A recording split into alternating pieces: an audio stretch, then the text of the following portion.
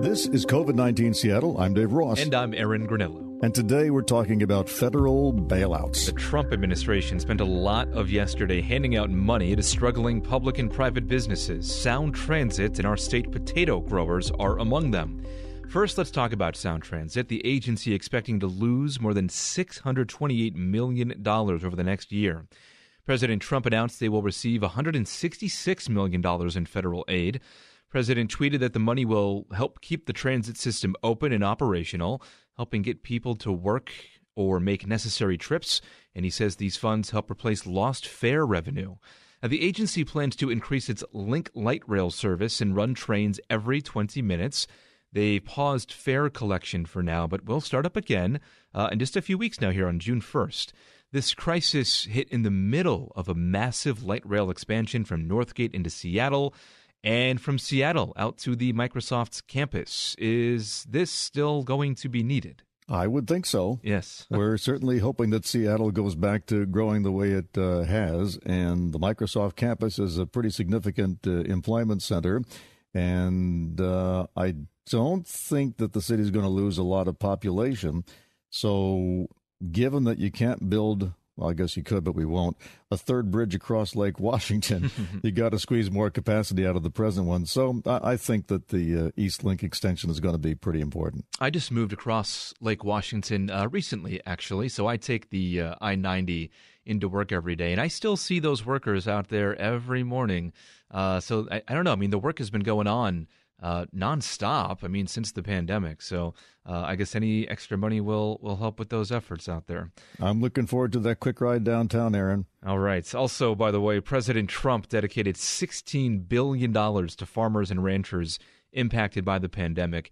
And these payments are limited to $250,000 per farm, which might sound like a lot, but for a farm that will barely keep the lights on. You're not even keeping them whole. You're trying to keep them solvent. You're trying to give them options so that they can live to fight another day. That's Cam Corliss. He is CEO of the National Potato Council. He told the Ag Information Network it's a nice first step, but his growers, including about 250 farms in Washington, will need a lot more to survive the downturn. We're going to need substantially more resources, both for direct payments for growers as well as surplus commodity buys to get this product that's all clogged up in the pipeline out so supply and demand can start to balance. 2 weeks ago, the USDA pledged to buy $50 million in surplus potatoes. Corliss says the need is 6 times that just to clear the surplus. He is now estimating there is an oversupply of 1.5 billion pounds of potatoes. What to do with all those potatoes, Dave? Yeah, I have to wonder why all those people who love eating French fries at the fast food restaurants, and I assume this is where the surplus comes from, are not just making their own French fries at home with the same number of potatoes. Because we started doing that. You know, my go-to breakfast now is potato chips, homemade, drenched in bacon grease. Whoa. So what you do is you make the bacon, right? You end up with about, a half inch of grease in the pan, depending on how much you make. You throw that out? No. You take a potato, you thin slice it with a nice sharp knife, and you fry it. You just put it in it's almost like it's not a deep fat fryer, it's a shallow fat fryer, but it works just the same. And if you use the right potatoes, and I recommend that it's the new potatoes, little small white potatoes, they actually get crisp. You drain them on a paper towel, and the whole family has something to look forward to. Did this podcast just become the Dave Ross Cooking Show? It's not quite that elaborate, but, if this was done at scale, the potato traffic jam would be over. Okay. On a more serious note, by the way, in terms of the farming industry, have you been following the numbers out there in Yakima? The county's number of cases per resident there is 3 times the rates of King County. So that's the highest on the West Coast. Now, this virus started in Yakima nursing homes, but it has now spread to the agricultural industry, where the highest percentage of cases is among workers aged 20 to 29. In Yakima, 2/3 of the jobs there are considered essential, and they require hands-on in-person work. Edgar Franks is the political director for Familias Unidades por la Justicia. Many of their coworkers have already become infected and sick. They're afraid that in their workplace, they might become sick and bring the virus home and infect their families. So many workers are striking, and they want safety measures in these plants, from cleaning to social distancing procedures and hazard pay. Which makes sense. You don't want to go to work and come home sick. I don't think the employers want that either. And the question is, can you continue to do the work and keep the workers safe at the same time? Because they work in close quarters and live in close quarters.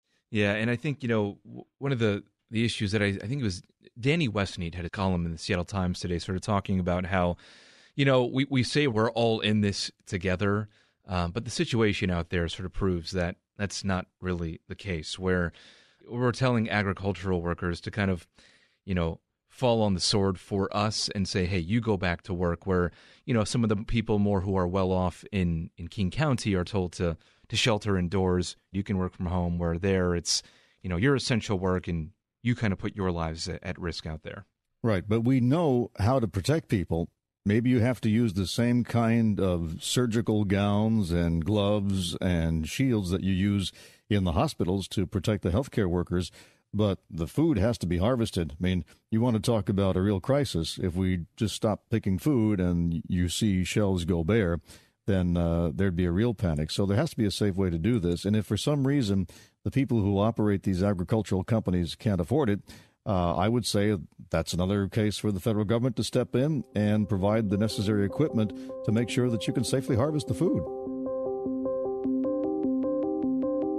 There had been some positive trends the past few days on COVID-19 deaths in our region, but Kiowa Radio's Hannah Scott says there has been a big change in the last 24 hours now. After several days of new daily COVID-19 deaths in the single digits, the State Health Department reported more than 24 new deaths yesterday. But State Health Officer Dr. Kathy Lofi says they're seeing positive trends in other areas. Overall, we're seeing really nice trends when it comes to severe COVID-19 disease, with decreasing number of hospitalizations. The overall positive test rate is also down, but Lofi says still about 150 to 200 individuals a day with confirmed COVID. There were 200 new cases confirmed yesterday, bringing the statewide total to just over 18,800 cases. And at least 1,031 people in Washington state have now died from the virus.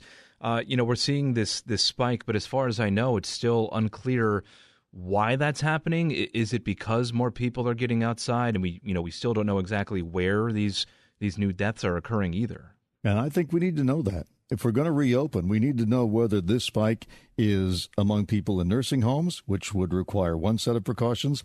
Is it about people who are working in meat packing plants, which require another set of precautions? Or is it actually from people who are congregating in community gatherings or holding unauthorized church services? The numbers, Aaron, themselves are no longer sufficient to tell us what we know, which is, how is the virus being transmitted now? Yeah. This also kind of jibes a little bit with the IHME, the University of Washington, the Health Metrics Evaluation. They had said as mobility was going to be on the rise, they adjusted their numbers to say that there would be more deaths around the country.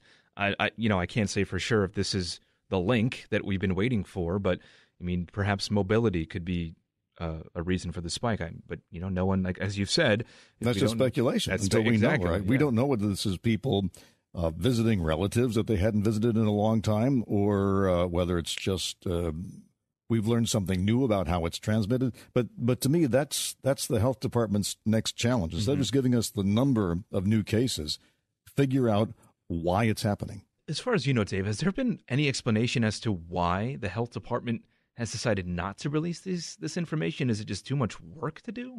Well, maybe. I know they just started the tracking process, but that, it seems to me, is what those trackers are there for. Mm-hmm. The idea that we're going to just wait until it drops to zero, that was the original intent. But those models, as you point out, have changed. We'd have been open by now if those original models had held true. They were all pointing to like May 1st through May 8th. I mean, this has become a moving target. The governor knows he can't keep it closed forever. I don't think he wants to, because he wants state revenue to start coming in too. So that's why it's even more important to find out why these cases are happening. Yeah. And just, another note, by the way, yesterday the governor did open the door for 10 more counties around the state to reopen, but they have to meet these certain guidelines. So it is fewer than 10 cases per 100,000 over a 14-day period. I think that puts King County well off the mark of meeting that, because we have a population of, I think, 2.25 million people out here. Mm-hmm. So that would have to be 225 cases or fewer over a 2-week period.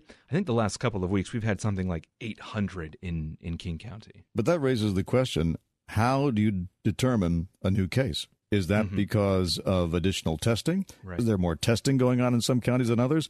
Because if that's the only way they're doing it, as opposed to people actually presenting themselves to the hospital with symptoms, it's almost like you're being penalized for doing more testing. Right. And that's one of the big criticisms of this whole reopening process, is that the people are saying that we keep moving the goalpost, right? I mean, if the first goal was to not overwhelm the hospital system, well, it seems like we have reached that goal. And now it's like, okay, what are we waiting for? What is the next data point? The governor keeps pointing to, 10 or 12 different data points that he wants to have sort of all be in conjunction with one another before he can reopen. But I don't know. I mean, it's becoming a little bit frustrating, I think, for a lot of people.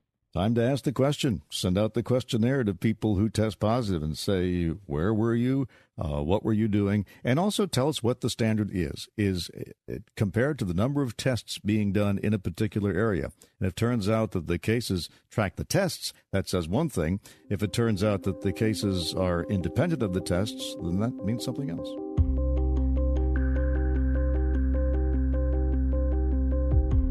We will be back tomorrow and every day after with a 10-minute rundown of the daily local news. You can subscribe to this podcast. You can also find our news coverage on mynorthwest.com or listen live at 97.3 FM.